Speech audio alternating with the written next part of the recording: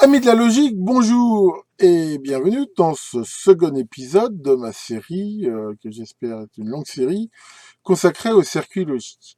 Et aujourd'hui, nous allons voir que c'est bien beau la logique, mais que quand on passe du monde parfait de la logique, on va dire mathématique, à la réalité, hein, c'est-à-dire en essayant de mettre en place un système qui applique cette logique, eh ben, il va y avoir des phénomènes parasites, hein, le monde parfait va un petit peu se dégrader. Et dans cette vidéo, on va voir que le temps va toujours venir mettre un petit peu son grain de sel, on va dire, dans la machine. Nous allons commencer par examiner une des fonctions de logique combinatoire la plus simple qui soit, c'est la fonction non. La fonction non, en gros, qui dit bah, c'est un opérateur, ou si il y a vrai à l'entrée, il y a faux à la sortie, s'il y a faux, il y a vrai. Voilà, c'est un truc qui est vraiment tout bête. Un petit mot en passant, le symbole que vous voyez ici, ce triangle ici avec ce petit rond, hein, ça montre en fait quelque part un buffer et le rond ici une inversion. C'est des symboles qui ont été utilisés depuis très longtemps par les Américains, hein, les symboles américains.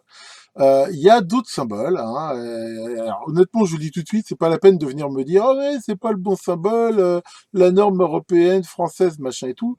Alors là, je vous dis tout de suite, j'en ai absolument rien à foutre. Il y a un jour quelqu'un qui a été inventé ces symboles à la con là, avec que des carrés dans lesquels il y a des signes et des trucs. Je déteste ça. C'est absolument pas lisible. Je ne sais pas pourquoi ça a été inventé. C'est d'ailleurs quelque chose d'assez, enfin, incroyable, cette proportion qu'ont les gens où il y a un système qui existe, qui est bien, qui est pratique. Non, faut toujours qu'il y ait un mec qui arrive et qui se dise, oh, on va pas faire comme les Américains, hein, et qui invente un truc. Donc, je déteste cette notation-là. Je ne l'utiliserai plus jamais dans aucune de mes vidéos. C'est pas la peine de me dire que, ah oui, mais en France, c'est la norme. Je me fous de la norme. C'est ma série et moi, je fais ça comme ça. Donc voilà, j'utiliserai que les symboles américains. Passons là cette petite parenthèse. Donc voilà, ici, s'il y a l'entrée A, un A bar, hein, pour info, en logique, bar, souvent, ça veut dire le signal inversé. Enfin, c'est la négation du signal. Ici, je vous ai mis la fameuse table de vérité. Hein, voilà, on voit que bah, quand il y a un 0 à l'entrée, il y a un à la sortie, un 0. Ça, on voit que c'est quelque chose de très simple à comprendre, c'est de la mathématique pure, et l'avantage, bien sûr, c'est binaire, donc voilà, il n'y a pas de tergiversé, c'est 0, c'est 1, c'est très clair. Alors, maintenant, justement, pour s'amuser un petit peu, on va dire, bah voilà, ça c'est très beau, c'est très pur, c'est très mathématique, et ben je vais inventer une nouvelle famille de circuits logiques, hein, on va inventer la CRL, Syrup Relais Logique. Dans ma famille CRL, eh ben, l'élément de base que j'utilise actif, ça va être des relais 12 volts. Voilà, truc très simple. Et je vais partir comme norme dans ma logique que 0 c'est 0 volts et 1, eh ben, c'est 12 volts.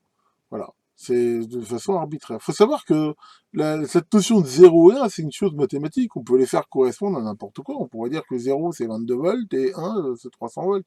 Ou moins 5 volts. Encore une fois, c'est qu'un problème de convention. Tout ça. Enfin voilà. Donc, dans ma famille CRL, c'est comme ça. Et comment on va implémenter ça? Bah voilà, on voit que c'est quelque chose d'extrêmement simple. Je vais prendre un relais 12 volts. Bon, je vais mettre cette diode-là pour éviter les surtensions. Et ici, je prends un relais inverseur avec un contact repos, un contact travail. Là, je vais le câbler comme ça. Donc, si on regarde ici l'entrée, on voit que si l'entrée n'est pas alimentée, l'interrupteur est au repos. Et en sortie, donc, je vais bien avoir 12 volts. Donc, voilà, ici, j'ai 0, hein, donc rien du tout. En sortie, j'ai bien 12 volts. Si j'alimente ici le relais, bah, il va y avoir un champ magnétique, ça va coller ici la palette, ça va couper le contact, hein, ce qui fait que maintenant, bah, le contact, on voit qu'il est mis sur rien. Donc ici, j'aurais même pu mettre la masse ici, hein, mais enfin, ici, on va dire rien, ce qui fait qu'en sortie, eh ben, j'ai rien, zéro, et ici, quand j'ai un à l'entrée. On voit que l'implémentation de ça avec mon relais, c'est quelque chose de très très simple, et bah, maintenant, passons à la pratique. Alors voilà, j'ai fait le montage là, vite fait, sur cette petite breadboard là, je vous avais déjà montré là, avec cette LED là qui montre que c'est sous tension, quelques protections et ainsi de suite. Donc voici mon inverseur à relais, et on voit que là, la sortie, hein, j'ai mis une LED rouge ici à l'entrée et une LED verte ici à la sortie. On voit que il y a un 0 à l'entrée, la LED rouge n'est pas allumée, et que ça inverse bien.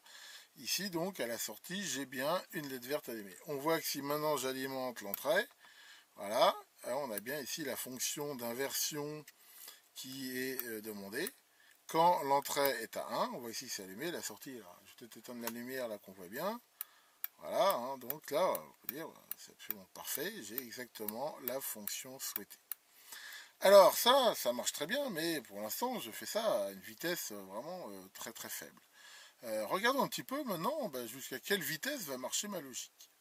Là, j'ai branché la voie jaune ici à l'entrée de mon inverseur à relais et la voie verte ici à la sortie. Donc là, on voit que le relais est au repos, donc l'entrée est à 0, la sortie est à 1, ce qui est tout à fait normal. Donc là, j'ai mis une fréquence de 5 Hz et on voit ici, donc, on a bien ici l'inversion, hein, quand la sortie passe à 1, on voit bien la sortie passe à 0, et comme ça. Donc, regardons maintenant un petit peu de plus près comment ça se passe. Donc, pour ça, on va utiliser ici la fonction zoom. Voilà, et la fonction zoom, qui, je le rappelle, me montre ici en plus gros ce qui se passe entre les deux traits ici en bas. Et qu'est-ce qu'on peut voir de très intéressant? On peut voir ici, hein, dans cette fonction zoom, que y a un délai. Voilà, si on utilise les curseurs, hein, voilà, donc j'ai positionné ici sur le début et la fin, on voit que l'écart entre les deux est de 2,1 millisecondes. Voilà. Ça veut dire quoi? Ça veut dire que entre le moment où donc je mets un 1 à l'entrée, donc ici une tension à la sortie, il lui faut 2,1 millisecondes pour réagir. Si on regarde ce qui se passe maintenant au moment du signal inverse, voilà, c'est-à-dire à quel moment ici il faut pour ça. Alors déjà on peut voir qu'il y a un certain rebond ici au moment où la tension se coupe à l'entrée et donc le signal remonte, il y a un rebond, hein, donc ça c'est quelque chose de très connu, hein, de tous les contacts électromagnétiques. Mais enfin, même si on ne s'occupe pas ici de ce rebond, si on réutilise encore là nos curseurs, donc ici on peut voir qu'à la coupure, il y a un temps qui est encore plus long qu'à l'établissement, vu que là on voit il est de 3 millisecondes, et encore, si on compte même que tous les rebonds soient terminés, on voit ici qu'on arrive à 4,7 millisecondes. Donc voilà, ça c'est vraiment un problème ici au niveau du temps. Alors, quel effet ça va avoir? On voit déjà ça retarde quelque part l'impulsion ici de sortie par rapport à l'entrée, mais ça va bien sûr quelque part limiter la fréquence. Dès que la fréquence aura une période, on va dire, telle que elle va être plus courte ou dans l'ordre de grandeur ici du délai, ça va pas le faire. Alors, justement, on va s'amuser à le faire, hein. Donc là, je vais enlever les curseurs ici. Voilà, et allons-y, on va monter ici la fréquence. Donc ici déjà, qu'est-ce qu'on peut voir? On peut voir qu'on est vraiment très limite, qu'on est déjà dans la zone ici des rebonds. Enfin, on va dire qu'il y a encore un signal à la sortie, même s'il n'est pas très propre. Et ici, si on continue à augmenter, voilà, on arrive carrément à un moment où on n'a plus rien. Et alors, pourquoi on n'a plus rien? C'est facile à comprendre. On n'a plus rien tout simplement parce que à la vitesse où ça va, de toute façon, le temps ici d'établissement de l'impulsion, il est plus court que le temps de réaction du relais. Donc de toute façon, il ne peut pas fonctionner. Voilà, donc là on voit que ça ne peut pas aller. Pour que ça redescende, il faut qu'on redescende un petit peu. Et voilà, on va dire que ici, ça devient vraiment très très très court. Et je dirais même, on est encore ici dans les rebonds. Pour avoir ici une impulsion exploitable, il faudrait que voilà, elle soit au moins ici. Et là, si on regarde pour info la fréquence, on est à 276 Hz. Donc ici, voilà, je vais couper ça, ça fait des bruits, mais voilà, ce qu'on peut voir ici, hein, c'est que à cause de ce temps de propagation, la fréquence d'utilisation de ma logique à relais, là, c'est vraiment pas terrible. Ça va déjà limiter la fréquence. Alors maintenant qu'on a vu un petit peu comment marchait ma logique relais, on voit qu'elle est absolument pas rapide et c'est vraiment pas très utile. À la limite, pourquoi pas, hein, je veux dire, si on n'a pas besoin de plus de vitesse, on peut très bien faire ça. Mais enfin bon, elle consomme beaucoup, elle fait des parasites, des rebonds, elle est pas rapide. Finalement, si rebond elle est logique, à part son côté didactique, on va dire, c'est pas top. Alors maintenant, on va regarder un petit peu des vrais circuits de famille logique et on va justement les comparer. Là, je vais choisir deux grandes familles, hein, c'est le même circuit, hein, voilà, et ici on voit c'est le 74 LS04 ou le C04. C'est très classique hein, dans ce genre de circuit, voilà, il s'alimente alors en 5 volts pour le TTL, de 3 à 15 volts pour le CMOS, et à l'intérieur il offre trois inverseurs comme ça, qui font la fonction non, qui sont tous indépendants et qu'on peut utiliser comme on veut. Ça va nous permettre de voir comment cette technologie gère justement les signaux. Alors, si on regarde ici, je vous ai mis l'exemple de datasheet. Hein, c'est pour ça que dans des circuits logiques, on verra toujours cette notion de propagation. Là, on voit là, voilà, delay time to logical 1 to 0. C'est-à-dire, en fait, combien de temps va passer le circuit quand il va passer d'un 1 à 0. Il va y avoir un délai, hein, exactement comme avec le relais, et de combien il va être. Eh ben, pour le CMOS, on voit que il dépend de la tension d'alimentation et que, en gros, il va être typiquement de 50 nanosecondes, mais au maximum de 90. Et les circuits CMOS, vu que, je veux dire, enfin, leur principal problème, c'est les kappa parasites, plus ils sont alimentés haut en tension, plus ils peuvent fournir de courant, et généralement, donc, plus ils vont vite et plus ils consomment.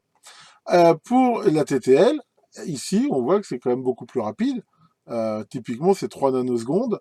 Donc là, on voit tout de suite, rien que sur le datasheet, que la TTLS, elle est bien plus rapide, au prix, il est vrai, d'une consommation plus élevée. Alors, qu'est-ce qu'on va faire ici pour comparer? On va mettre ici un signal carré à l'entrée d'un des inverseurs, et on va mettre ici une sonde à la sortie, sachant qu'on va regarder simultanément le circuit 74C04 de MOS et le TTF. Voilà, donc là j'ai fait mon petit montage. Donc ici j'ai mon signal d'entrée qui vient de mon générateur. En vert j'ai la sortie de la TTL. En bleu j'ai la sortie CMOS. Pour info, j'ai pas chargé les sorties. Hein. Elles sont chargées que par les sondes en mode x10, c'est-à-dire par 10 mégots, mais hein, une capacité, quasiment une charge capacitive en sortie. Mais bon, j'ai fait ça, c'est pour comparer ce qui est comparable, hein, encore une fois. C'est pas forcément ce qu'il y aurait dans la réalité. Qu'est-ce qu'on peut voir ici? Déjà, là, par info, le signal, il est à 1 MHz. Qu'est-ce qu'on peut voir déjà si on grossit un petit peu, hein? Alors, de toute façon, je ne vais pas pouvoir vous montrer tout ce que je veux parce que ce scope, il est limité à 100 MHz. Et justement, on va voir que même avec une limitation comme ça, pour voir des temps très courts, c'est pas forcément ce qu'il y a de mieux. Mais qu'est-ce qu'on peut voir quand même, hein, ici? Voilà, on voit déjà que ici, au moment où ça descend, la TTL s'en sort assez bien, hein, c'est très raide. Déjà, on voit qu'il y a un délai un petit peu plus grand pour le MOS. Et si on regarde ici sur la partie descendante, pareil, là on voit que le CMOS il met quand même beaucoup plus de temps, hein, le temps ici de descente est quand même beaucoup plus long et il y a un délai. Donc si on continue d'augmenter la fréquence, voilà, en fait ce qu'on va voir ici, hein, là je balaye on va dire quasi au maximum, c'est que à un moment donné, hein, là par exemple je suis à 8 MHz, le signal logique TTL, bon, je veux dire, à la limite il est encore exploitable, le signal ici CMOS, je veux dire, enfin, quasiment plus. C'est-à-dire que là, la fréquence est telle que les temps de montée, les délais, eh ben, ils sont enfin, ils sont très grands par rapport à la période et c'est quasiment plus exploitable. Donc on voit ici, en gros, que voilà, pour commencer à être exploitable en CMOS, il faut être à peu près ici. Hein. Pour info, là je suis à 4 MHz. Ça correspond à peu près à ce que donne le datasheet. Pour du CMOS alimenté en 5 volts, on va dire, voilà, vouloir remonter au-delà de 4 MHz, ça devient... je dis pas que ça marche pas, mais enfin après, s'il y a plusieurs portes, ça commence à devenir difficile. Hein. Là par exemple, là je suis à 10 MHz. Déjà, on voit que le signal il est plus triangulaire que carré, alors qu'on voit que la TTLS, elle est encore très exploitable. Voilà, en gros, ce qu'on peut voir ici, c'est que, hein, c'est simplement ça que je veux vous montrer, et ben, c'est qu'en fonction ici de la technologie employée, et ben, on va avoir toujours ce phénomène de délai, il existera toujours, il aura bien sûr des ordres de grandeur différents. Ici maintenant, j'ai mis les 6 inverseurs du circuit CMOS, hein, du 74C04 à la queue leu. Et ce que vous voyez en jaune, c'est le signal à l'entrée, ce que vous voyez en vert, c'est le signal à la sortie. Le signal, il est inversé un nombre de fois pair. Donc, inverser une fois, réinverser, réinverser, réinverser, au bout de 6 fois, en théorie, si on n'applique que la logique pure, le signal d'entrée, il devrait être exactement pareil que le signal de sortie, hein, vu qu'il est inversé et réinversé un nombre de fois pair. Là, j'ai mon signal, donc pour info, à 1 MHz, et on voit quoi? On voit que c'est pas du tout le cas. Alors, voilà, là, la théorie dit le signal de sortie devrait être exactement égal au signal d'entrée. La pratique nous montre un signal qui est bien différent. Alors, c'est pareil, là, si on va remettre nos petits curseurs, Première chose qu'on voit, c'est que le signal il est retardé. Il est retardé, mine de rien, de quand même 242 nanosecondes. Alors, d'ailleurs, ça paraît très peu, 242 nanosecondes, mais pour de la logique, c'est quelque chose de phénoménal. Ça correspond à la période d'un signal de 4 MHz, c'est pas énorme. Donc voilà, le signal ici, il est retardé. Donc si on regarde la durée du signal d'entrée, on voit que ça fait dans les 500 nanosecondes. Ça, c'est tout à fait normal. Si on regarde et on compare avec la durée du signal ici de sortie, là, on voit quelque chose de très intéressant, c'est que la durée, elle a très très peu changé. C'est assez normal que ça ne change pas la durée, parce que c'est vrai qu'on voit qu'il y a un délai à chaque fois à l'apparition du signal, mais il y a aussi un délai au retard. Et de toute façon, il n'y a pas de raison que ça change la fréquence.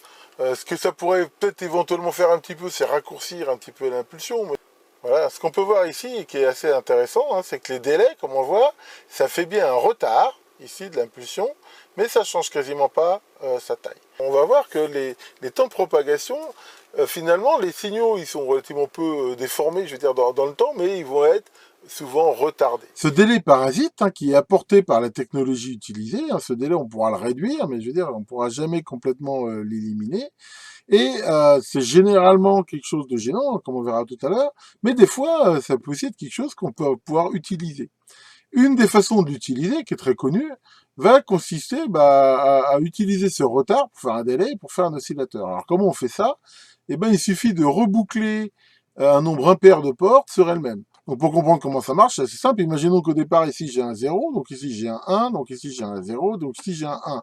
Comme j'ai un 1 ici, normalement un 0 ici, normalement ça devrait faire un court-circuit. Enfin, mettons, ici ça revient à 1. Donc ici ça va passer, mais comme on voit qu'il y a du délai à chaque porte, eh ben, ça va mettre un certain temps l'info à revenir et ça va se mettre à osciller, comme on va le voir, sachant que plus on va mettre un grand nombre de portes entre les deux, plus ça sera long à osciller. Alors, bien sûr, il faut forcément, pour que ça marche, que le signal d'entrée et de sortie soit différent. Hein. Si on mettait un nombre pair de portes, 0, 1, 0, 0, 0, il se passera rien du tout. Alors, regardons cela. Si on reboucle 5 inverseurs sur eux-mêmes, et ben voilà exactement le signal qu'on a à la sortie, avec un 74C04. On a un signal comme ça de 4 MHz. Bah oui, parce que quand la sortie change, elle doit repasser dans toutes les portes, qui chacune rajoute son délai et fait ça. D'ailleurs, si à un moment donné on change et je ne prends plus que 3 inverseurs, au lieu d'en prendre 5, et ben on voit que j'ai une fréquence plus élevée de 4,34 MHz, ce qui est logique. Vu qu'il y a moins de portes, il y a moins de délai, donc ça oscille plus vite. Alors, faut savoir que là, je suis en mode déclenché comme ça, parce que le signal, il est très peu stable. D'ailleurs, regardez, si on le regarde ici en mode auto, donc ce signal ici, il n'est pas tellement stable. Pourquoi? Parce que, je veux dire, les temps de délai des portes, ils dépendent de pas mal de paramètres. C'est pas quelque chose de très très simple. On va avoir, là, si je change la tension d'alimentation, voilà, on voit que c'est très très sensible à la tension d'alimentation, hein, surtout sur les circuits CMOS, hein, ou la logique CMOS. Ces délais qu'il y a sur les portes, hein, ils sont liés principalement aux capacités parasites, et donc plus on alimente haut en tension, plus il y a de courant, donc plus les condensateurs se chargent vite, hein, plus ça consomme, mais voilà, on voit que ça... on peut même faire quelque part un super VCO, comme ça, on voit que la fréquence, là, en faisant varier jusqu'à 15 volts, je passe à quasiment 10 MHz, alors que si je descends ici à 3 volts, voilà, là je suis à 2 MHz. Hein, donc c'est une façon comme une autre de faire un VCO. Mais enfin voilà, ici il y a ça, en même temps ça dépend énormément avec la température et tout ça. Donc de toute façon, le fait de faire un oscillateur comme ça en rebouclant un nombre impair d'inverseurs, je dirais c'est amusant comme ça pour la petite histoire, on va dire. Maintenant, de là en faire un oscillateur sérieux, c'est quand même pas terrible et de toute façon, ça sera absolument pas stable. Que résumons-nous pour cet épisode? Qu'est-ce qu'il va falloir retenir? Que les technologies qu'on emploie pour matérialiser les circuits logiques, eh ben, entre autres, elles vont toujours générer des délais lors des changements d'état. Je ne connais pas de technologie où ça n'arrive pas. Maintenant, selon les technologies employées, ces délais sont plus ou moins longs. On a vu qu'avec le système de relais, c'était plutôt très long, qu'avec de la TTLS, on est dans le domaine de la nanoseconde, mais même une nanoseconde, c'est quand même pas rien. Alors, il y a des tas de cas où ce délai, c'est quelque chose de pas gênant. on n'en a rien à foutre. Prenons l'exemple que j'avais pris du plafonnier. Que mon plafonnier s'allume 100 millisecondes après que j'ouvre la portière, honnêtement, j'en ai absolument rien à faire. Donc des fois, c'est vraiment pas gênant. Comme on l'a vu, des fois, c'est même positif. Hein, on verra que ça fait quelque part, ça fait une sorte de monostable de ligne à retard, de délai, je veux dire, qui est inhérent à la logique. Et comme on a vu, ça peut faire un oscillateur, mais on verra dans d'autres vidéos que des fois, on exploite ça pour faire des détecteurs de front. Enfin, il y a différents montages qui vont justement exploiter ce délai de façon positive pour en faire quelque chose. Mais quand même, souvent, c'est une contrainte, c'est même une sacrée contrainte. Je peux vous le dire, enfin déjà à titre personnel, mais le nombre d'ingénieurs, de concepteurs qui ont passé des nuits blanches à résoudre ces problèmes-là quand on faisait des cartes logiques immenses là, avec la TTL et tout, c'est quelque chose de très compliqué. Ça génère les fameux spikes. Hein. Alors les spikes, ça vient pas forcément que de ça, mais enfin, on verra ce que c'est qu'un spike. Hein. C'est justement un état logique comme ça qui dure pas longtemps souvent, mais qui est très gênant et ça fait des tas de problèmes ces spikes. Des fois on comprend pas, on dit tiens bah là je devrais avoir une horloge à 1 MHz, et ben j'en ai deux. Pourquoi? Parce que toc, de temps en temps, il y a un petit spike là qui vient déclencher la bascule et qui rajoute un cycle. Alors ça va obliger, on verra hein, dans d'autres vidéos, à compenser les retards. Enfin, généralement, ça va complexifier les systèmes. Et c'est vraiment quelque chose de pas très très simple. Donc on verra qu'il y a des précautions à prendre déjà au niveau même de certaines règles de conception pour essayer déjà de limiter au maximum les effets négatifs de ces trucs-là. Eh ben, voilà une vidéo assez riche, ma foi. Alors, on pourrait un peu s'étonner de se dire, ouais, viens Philippe, deuxième épisode de ta série logique, t'attaques assez fort sur les temps de propagation, les délais, les machins. Mais en fait, qu'est-ce que je voulais montrer dans cette vidéo? Je voulais montrer que quand on conçoit des circuits logiques, il y a toujours la partie purement logique, hein, où voilà, on fait des fonctions logiques, on dit c'est ça et ça ou ça et ainsi de suite. Et que généralement, comme ça, on pense pas à la technologie. Donc on a un truc, voilà, on peut le simuler par ordinateur, on se dit ça marche du feu de Dieu. Mais que ce système logique, à un moment donné, il va falloir le faire tourner sur quelque chose. Hein. Ça peut être un microprocesseur, ça peut être un circuit en logique câblée ou n'importe quoi.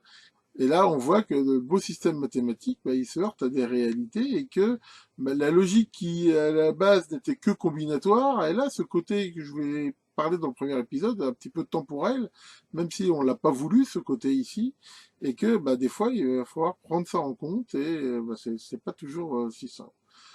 Donc voilà pour cette vidéo et Maurice, qu'est-ce que tu fais? Qu'est-ce que tu as dans la main? Un relais. Qu'est-ce que je foudrais avec un relais? Ah, tu te demandes si en rebouclant le relais sur lui-même, ça oscillerait aussi comme avec les portes logiques? Bah ouais, évidemment. Et quoi? Tu me crois pas.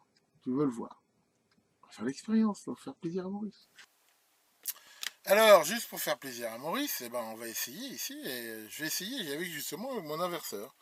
Donc voilà, je vais brancher l'entrée sur la sortie.